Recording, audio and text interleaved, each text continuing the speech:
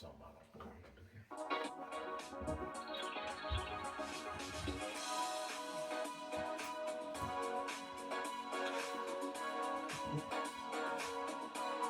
What it was some bad music. Yeah. So the last dance. Yeah, fit. All right, this is this is part 2 with Katina and Cedric. Now the question going to be on session 2. I mean part 2 is: do you think your marriage is worth fighting for? That's the question. Do I think our marriage is worth fighting for? Are we answering together or are we answering separately? I don't know. It's worth fighting for me. Yeah, it's worth fighting for. We've been doing this too long. Yeah. Too long. Too long. Too long. Too long. Too long. It's been a long time. It is worth fighting for. It's definitely worth fighting for. We do it every day. So every day we wake up. I think every day we wake up and we fight for it. Yeah. You choose to be mad every day. Because it's real easy to be like, you know what? I'm done. I'm out. Yeah. And walk away. But it really takes a lot to stay. And for us, we've been together. We have been together 25 years. It'll be 25 years we've been together as a couple. In March, and married. It'll be 17. Yeah, we've been married. 17. Well, it'll be 18 in March. So, okay, see how wonderful so that we've is? to choose every day to this is what I want to do. Okay. We've been married long enough that we can legally smoke. Our marriage can legally smoke now. They switched it to 21. To buy cigarettes? Are you sure? Want to buy cigarettes? That's ghetto. Some states it is. That's ghetto. But our marriage can drink overseas. It can drink Our marriage can get turned up overseas. Okay. White boy wasted. Riviera. What's important to having a strong marriage? What advice that you can give to a marriage couple to make their marriage even stronger? Where y'all the content that y'all give out, y'all really have a strong marriage. What advice can you give to a couple that's struggling, trying to be strong as you are? First thing is you gotta want it. You have to want that. There was something in your partner that you saw for the man that made you say, I want to marry her. I want to get her off the market. I want that one to be with me forever. So you have to keep those things in mind. You have to want that every day. As you see, you got to have fun. There's a whole piece of fun that goes with that. There has to be, I don't know, there's got to be so much. But truth, there has to be connectedness, I got an escape plan in my mind. What I from you is understand. Yeah. I'm sorry. Okay. I was just trying to find the urge. Like, and for those couples that are in a rough spot or a bad spot, and you want to make this work, take some time, cool off. Again, go see someone professionally to help through that marriage, whether that be a pastor, a therapist. Because this is one of the things that we've even talked. Trusted married couple. There's an emphasis on that married, and it's nothing against my single. I got some great single friends who understand what marriage should be. I really do, but they have not experienced it, so they don't have that. They don't have that lived-in experience of, hey,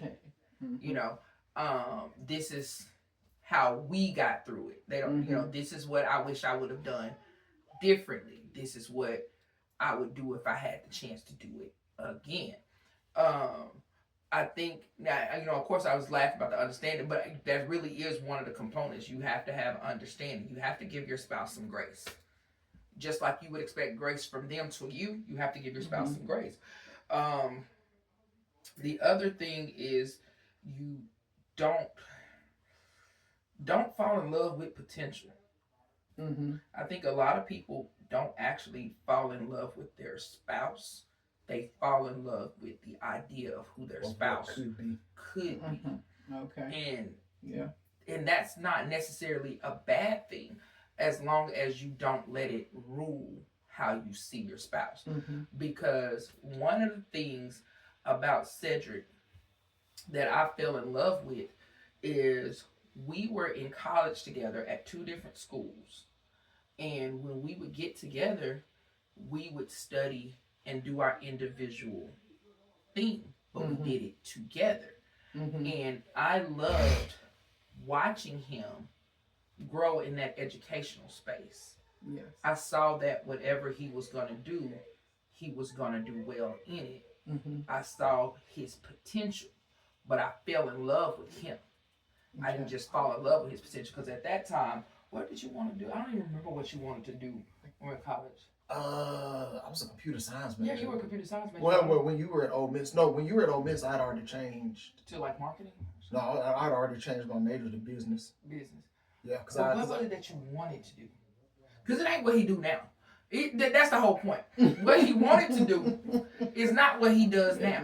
Okay. Had I fallen in love with his potential, I would be disappointed in the man that he is. But I love the man that he is more than I could have ever imagined loving who he thought he would be. Mm-hmm. And the other thing is, when we were in school, I wanted to be a doctor. I'm sorry, I disappointed you. I was trying to be a camp man, y'all. Because baby, that pediatric epidemiologist did not work out for me. But you know, and if he had fallen in love with my potential, could I have been a doctor? Absolutely. Was I prepared to do? I just decided while going through it, I don't know if I really want to do this, and I went another avenue.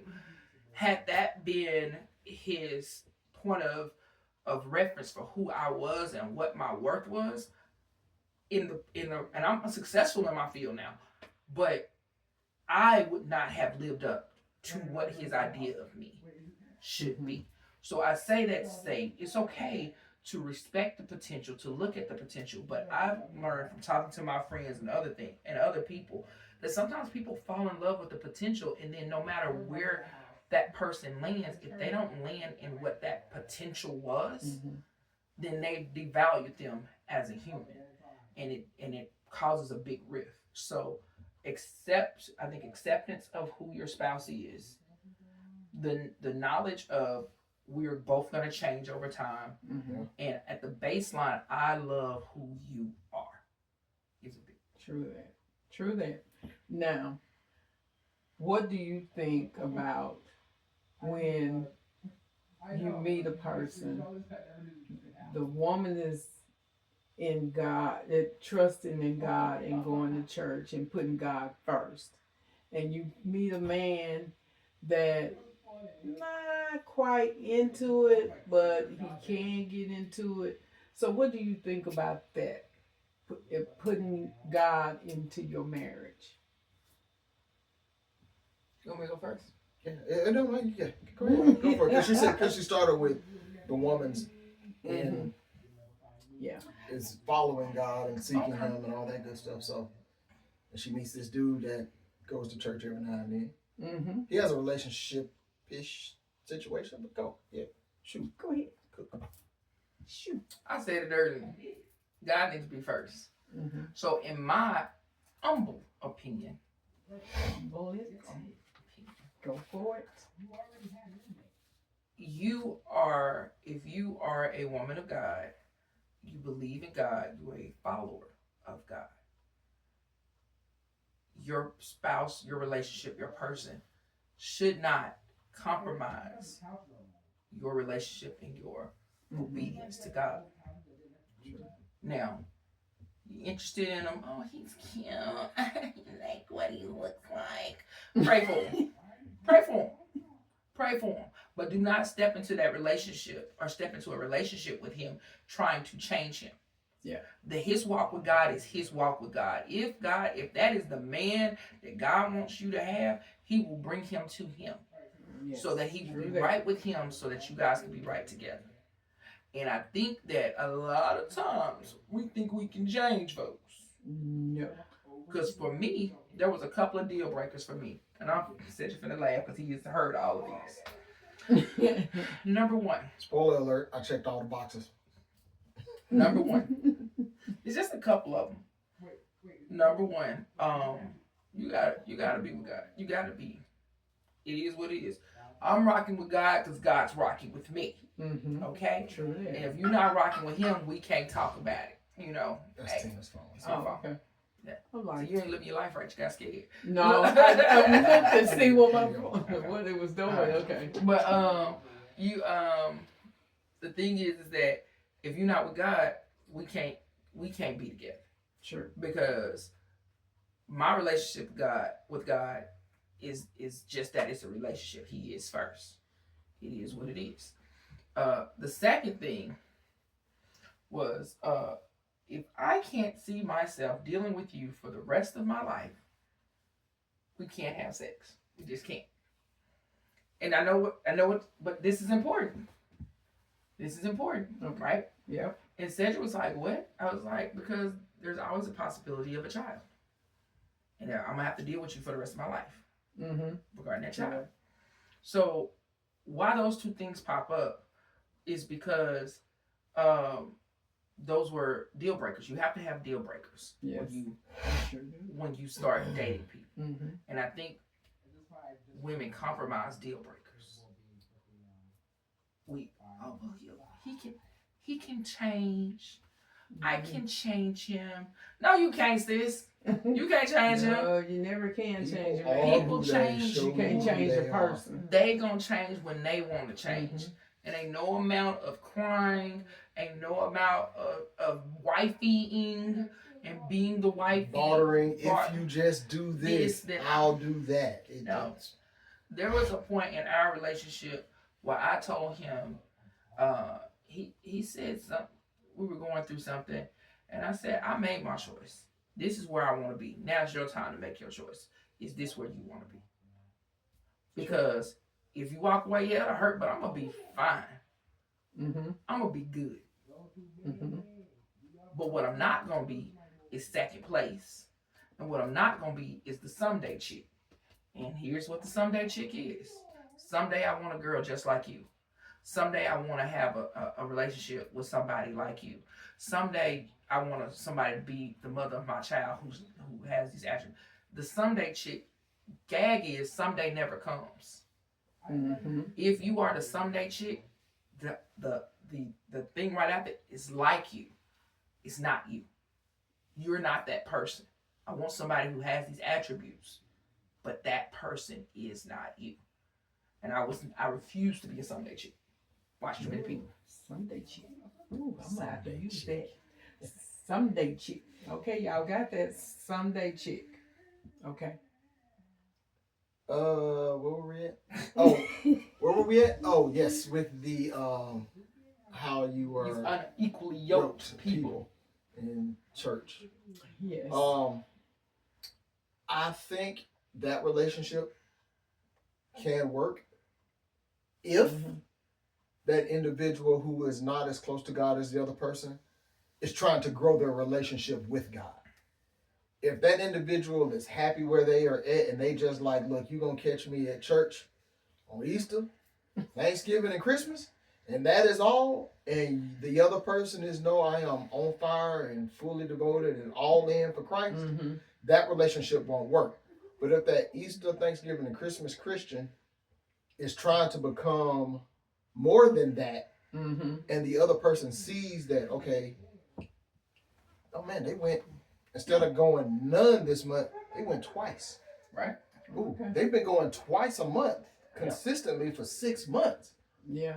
Oh wait, now he's up to 3 times a month. Oh wait, he slid back or she slid back and they only missed one. Well, they had to work, but man, they jump right back in there. If you see the growth in them trying to move and get where, and I'm not gonna say get where you were at, but grow get where they want to be with God. Yeah, to get to where their relationship, where they want it to be, that relationship can work.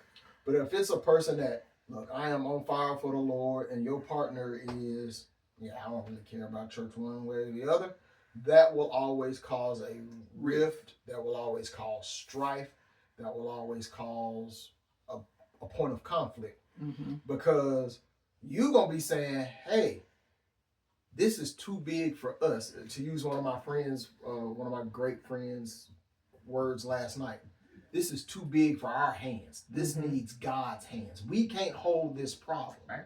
We need to pray and put this in God's hands because our hands cannot hold it. Yes. If one person is at that point and the other person is, no, we just going to do this and we going to do that and it's going to be all right. Y'all are already arguing about how to solve a problem. And I'm not saying that the person that prays and does nothing. But there is some value into, okay, we're going to pray about this and then we are going to work a plan. They have to be willing to do that. They have to have a relationship and not just a transactionship. And you said something that made me think about something. Our pastor that gave us marriage counseling before we got married, like the premarital counseling, he told us a story about him and his spouse. And he said that, he believed in God, and he was actually a pastor's son, but he didn't have that relationship with God. And she did, and they got married, and she would get up, she would pray every Sunday, she would take their daughter to church, and she would invite him, and he was like, no, I'm good. And she went through that over and over and over again, and then eventually he saw how him not going was affecting her. And then he went, and then he kept going, and now he's a pastor too. So I'm not saying, so I want to clarify what I was saying. I'm not saying that relationship is never going to work, it's not going to happen, but it has to happen in God's time, and it has to grow with God, because there's a difference from somebody who goes to church sparingly and someone who is a believer of God. Because you could be a believer of God and never go to church. Yep. But it is also just getting to know what that relationship is the most important part. If I'm talking to you and I'm talking about God, and you go into well, God is white man's pontification of that's just the way to hold us down. Dude, you don't believe. That's a non-believer. He is clearly telling you, I do not have the same beliefs that you do. True. Now, if he goes, I ain't talked to God in a while, but, I believe in God, blah, blah, blah. Okay, maybe. Maybe it's just time, and maybe that's not the time to start a relationship. Yep. But there is a possibility of a relationship. Yeah, he can grow. And can grow. Oh, okay. All right. Do you think you should have date night Hell yeah. Yes. Have a date night. I'm sorry. Finish the question. No, I'm just saying, do you think you should have date night to have a successful marriage? Then yes. Hell yeah. Yes. The answer hadn't changed. Yes. Yes. Yes. All day, every day. We got to struggle. You know what? We are the best at dating each other. True. We are the best at dating each other because we have wonderful date nights. We have struggle dates. We enjoy each other's time. We come up with, Cedric will randomly be like, hey, babe. And we got to change the idea of what a date is. Because I think people don't go on dates because it's in their mind, a date is an expensive dinner, a night out on the town, blah, blah, blah. And then people get into mind, we can't afford it, we can't do this, we can't do that. And those are dates, but those are not the only types of dates. Yeah. And I will tell you, we've probably gone out more on those type dates, in the last couple of years because our kids are older now. But even when they were younger, we made time for each other. And I think that's really what a date is. I'm going to say some of our best dates are not anything close to what people would consider a date. My favorite dates with my husband, and he's going to crack up. I know. My favorite dates with my husband are the days that he walks in and goes, hey, you want to go to Costco with me? Hell yeah. Costco, let's go. We go in Costco and we spend hours looking at stuff that we should not be purchasing, we cannot afford, or we buying stuff that we technically need but don't need at that moment.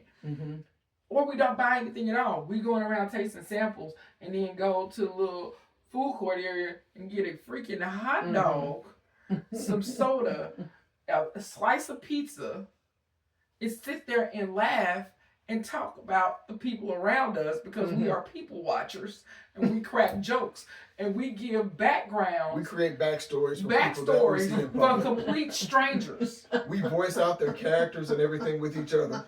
We don't know what these people are talking about, but we just create a dialogue based off of what they look like to us and what they are doing in that moment. In the moment. Those are the best dates. We are probably together maybe 45 minutes to an hour during those times. The second favorite date is the struggle date. Yeah, struggle date is fun. Wow. Tell them what the struggle date is. Struggle date is when all you got is whole black love. You ain't really got no money to go do nothing, but you go. Or and it may be you have money, you have means to do stuff, Just ain't got the time. but you don't have the time because the kid A has to be here and kid B has to be here, and we only got an hour and a half window before we got to pick one or both of them up. So what do we do in that hour and a half window? You struggle date. You go to Wendy's, you split a 4 for $4. You go to Starbucks or your favorite coffee shop, and you just sit down and you just have a date. Or again, you sit in the car somewhere, either waiting on the kids and you just talk. That is the date. It's a struggle date. It's a struggle because we don't have the time or the means to do the thing that we want to do. But we do have an opportunity to connect. Yeah. I love that struggle. You got a date. Remember that struggle date got us through COVID, baby. What? That struggle date was real. All right, kids. We moved to Texas, bro. Struggle dates. It was struggle days even with the kids. Right. So dates. You saying that y'all had struggle dates during the COVID era? Yeah, we also, had struggle dates. I think everybody when the world really was shut down, yeah. we would tell the kids, "Hey, kids, food's right there." Me and Mom would be right back. Where y'all going? We can't go nowhere. We'll be right back. We can't go nowhere either, so we just driving around in the car. Oh yeah. There was that's a great idea. The greatest struggle date we ever had was in COVID though, and I don't even know if you remember it. We lived in an apartment. We had a small patio, small balcony. We dressed up. Oh yeah. I don't even remember what we ate. We went. I don't know what I think the kids actually cooked. I think Keita cooked for us. Did Keita cook? Yeah, our daughter cooked for us. I don't even remember what it was. Probably ramen. Probably.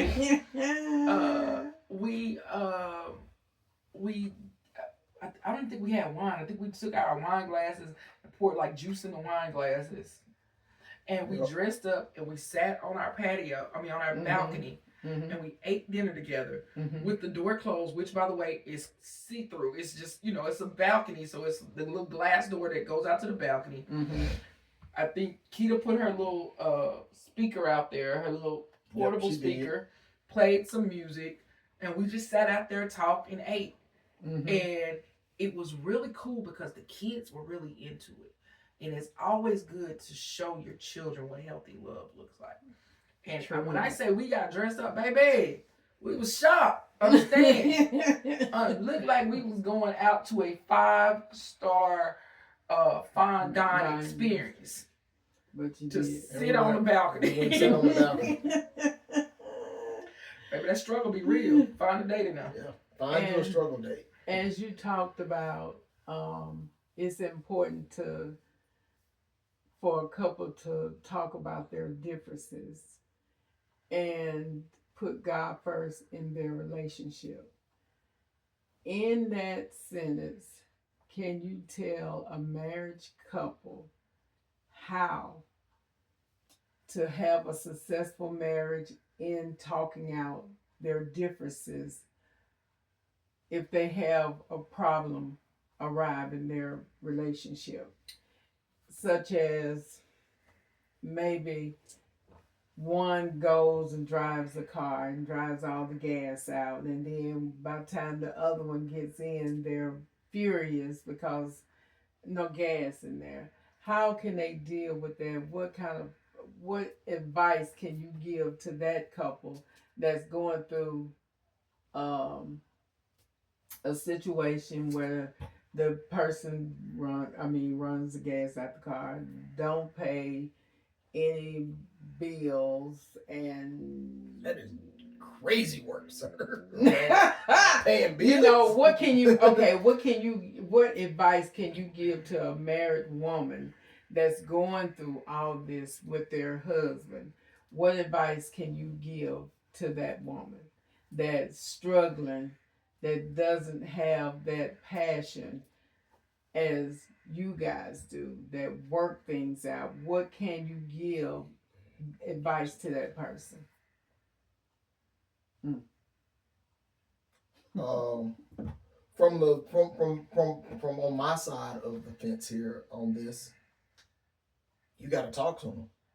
If using your example, if it is the wife that is having trouble with the partner, the male partner, the male spouse, or whatever, your partner, your spouse, not holding up their end of the deal, not coming through, you got to talk about that, because the standard is the standard. The expectation is there. If you need to talk about what are the roles, what are you going to do? What are your deal breakers? What's there? I need you to do this. If you don't do this, we can't do this. Okay. You know, you have to be able to have that communication. And that guy, the other partner, other side of that relationship has to know you can't just not do nothing. You got to do your part. Okay, Tina, let me add on to that. Wait. Okay, go ahead. Let me add on to it. Add on to it. Okay, now, after he said what he said, now for you, if it's the woman, what advice do you have for that woman to have that self-worth, to grow, to, you know, for her to not to stand to take all what she's dealing with? What advice do you have for her, plus what Cedric said? I'm going to start it from the beginning. Have the communication of what's really bothering you. Because here's what it is. It ain't about the gas in the car. It ain't about that. What it's really about is consideration. What really has you upset, because when we have these pet peeves, what it really comes down to is you don't value the inconvenience you have put on me. So when you're talking about not filling up the gas tank or whatever, it's not even about the gas. It's about the fact that you didn't think about what would happen to me when I got it next. So I think a lot of times we focus on the individual thing, because here's a thing that happens every Friday. How long we been married again? 17, 18, almost 18 years. Yeah. Cedric always takes the trash out. Always has. Cedric never puts a new trash bag in the trash can when he takes the trash out. Until I need to put some in the trash Until can. he needs to put something in it. And every Friday, I get up, because now the trash runs on Friday. Every Friday when I get up and I start doing my stuff, and I work from home, so I'll get ready to throw something away. Sometimes I do it, sometimes I catch it before I do it. And there's no trash bag in the trash can. Works my nerves bad. But this is the first time you're ever hearing me vocalize this, correct? Yeah. The reason being is because I understand that it is a small inconvenience for me. But the reason it's a small inconvenience for me is because he's considerate that our trash runs at 7:30 in the morning. So he wants to make sure that I don't have to do it. He gets up unasked and does it. Okay. He's making sure that me and my kids don't have to worry about it for our day. So yeah, it's a small inconvenience for me, but I know that it's rooted out of his love for us because when he's taking the trash out, he's then going to work. So he's not necessarily coming back inside the house. Okay. Yeah. So people say, "Oh, well, he could do it before he leaves out the house." Yeah, he could, but he could also. I didn't put no trash bag in that can. Bro, shut up! Hey, Shut up! But he could also like not take the trash. You know what I mean? Yes. Like we have trash and recycling, or he could take one and not the other. You know, the recycling runs later, so they can do it later. But he does it both. He does it in rain. He does it in sleet. He does it in snow. He does it in the heat. You know what I mean? True. So picking what your battle is a big thing with that. And if you are upset because of the gas, chances are there's something bigger. There's something bigger there, and it's not actually about the gas. So I think being honest about what it is that is upsetting you will have a bigger effect. Because if you come in, let's say I've been to the grocery store and I come home and the car is on E. Okay, he needs to use the car for whatever reason. He needs to use the car that I normally use for whatever reason, and there's no gas in it. He comes in and starts going off about gas. I'm immediately going to go into defense. I'm not going to listen. Now we have an unhealthy reaction that's just going to cause turmoil later on. Whereas if he comes in and goes, "Babe, I told you I needed to use the car, and you didn't put gas in it. Now I'm gonna be late." Okay, now I understand why you're upset. Okay. You know, yeah. Versus you need to start putting gas in the car, and I'm sick of this. Da da da da. But that also gives me the opportunity to tell him why I didn't put gas in it. Maybe it slipped my mind. Maybe there was something going on. Maybe something else happened. Oh, I didn't put gas in it because this happened and I had to go do this. And by the time I did this, it was time to do that. Where I was at, I didn't feel safe stopping to get gas in this place. Yeah. So I just can't go. That's a real thing. You know, so I think it's very important to talk about what it actually is that's bothering you. Secondly, you mentioned the self-worth from that. I guess I'm a little confused, so if you want to expound on it a little bit more. The self-worth is being there in a relationship that a man that you marry is not pulling the weight. And you taking all that in where therefore he's not the man you thought he was going to be. As in being the head of the household, help paying the bills, or just doing manly things that you think a man should do into the marriage. In the words of Tyler Perry, you can do bad all by yourself. So what advice? Actually, a blues song before it was Tyler Perry, so we gotta figure out who the real person is. Yeah, true. Because I don't need no help, starve to death. Okay. Sorry. I think that that's a little different. I don't know if that is what I would consider self-worth. Are you saying the person starts questioning their self-worth for staying? Yes. Okay. So I don't think that that's a reason to question your self-worth for staying. I think that that is a reason to challenge yourself to communicate more. What I mean by that is, I feel like these are conversations that should have been had before you got married, and now that you're married, there are conversations that definitely need to be had. Do you think they do have a self-worth problem of staying in the marriage? Therefore, if they're not a talkative person, but someone else seeing in, and you feel like that person needs to speak up and not sit there and not say something, do you think that person is holding it all in and having a problem that having communication problems, that having self-worth problems, that being strong enough to come out your shell and say, hey, this need to be done? Or do you feel like they staying in the marriage because they don't feel that they can attract no one else. That's the kind of self worth I'm trying to get to. Um, to that, and I'm not absolving the person that's doing the wrong thing or not upholding their end of the deal. Do they know they are not doing enough? Yeah. Which is why I'm going to come with communication. Which is why I say I don't necessarily think that those two things are synonymous. I don't think that the self-worth is necessarily the issue. Having a voice and self-worth are two separate things. You can have self-worth. Self-worth is the value that you place on yourself. Having a voice is being able to communicate with people.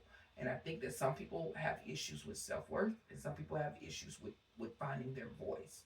And those are not, they may be related at times, but they're not necessarily the same thing. And I think that that's why I keep coming back to communication, because if you are married to someone, then if you can't talk to nobody else, you need to be able to talk to your spouse.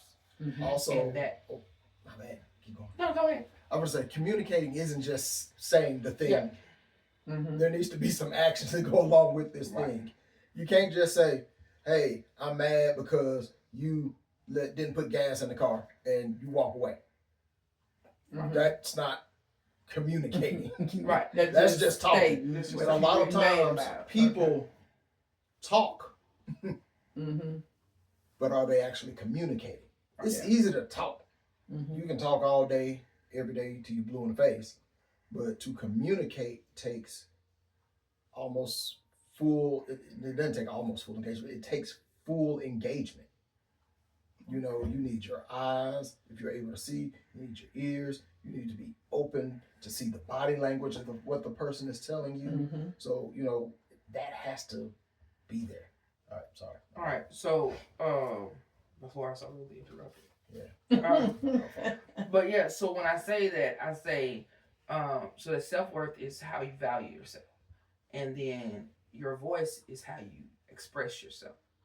So being able to have your own voice and to speak up for yourself is a different struggle. Okay, because people may struggle to speak up for themselves but fully love and fully value themselves. So that's why I say I don't think they're the same thing.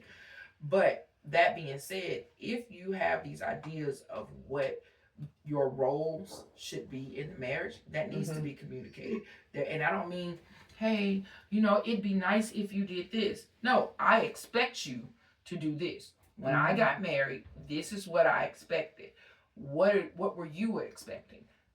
Okay, we had two different ideas. Now that I'm telling you this is what I need, what are you willing to do? Because you do also have to have compromise. So when I got married, okay,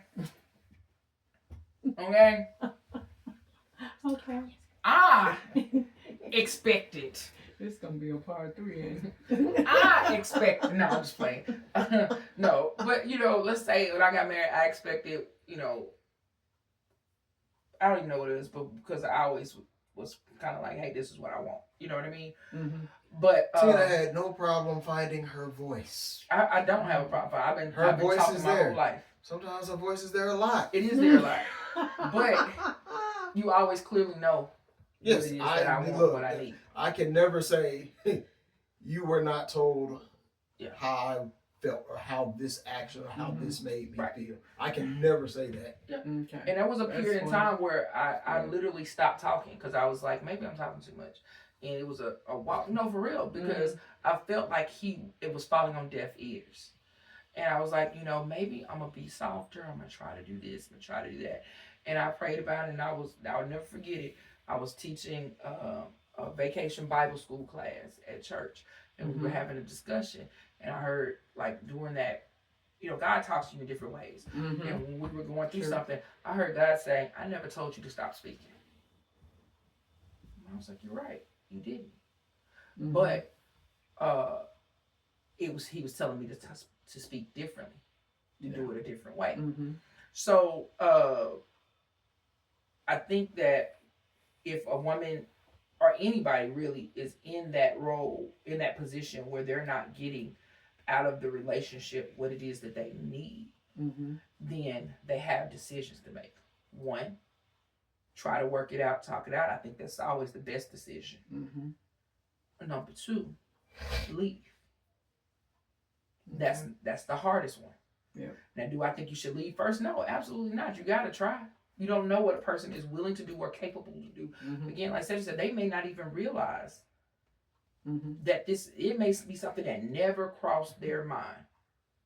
And they don't understand how you're interpreting. We have a tendency as humans to be like, oh, they didn't do this, so they don't love me, they don't do this. And we go to the worst possible case scenario first. Sometimes it's just, oh, the trash bag bothers you? You know what I mean? He has clearly said that's not what's going on with him. But more considerate. No. But I think that's the first thing is you want to try to work it out.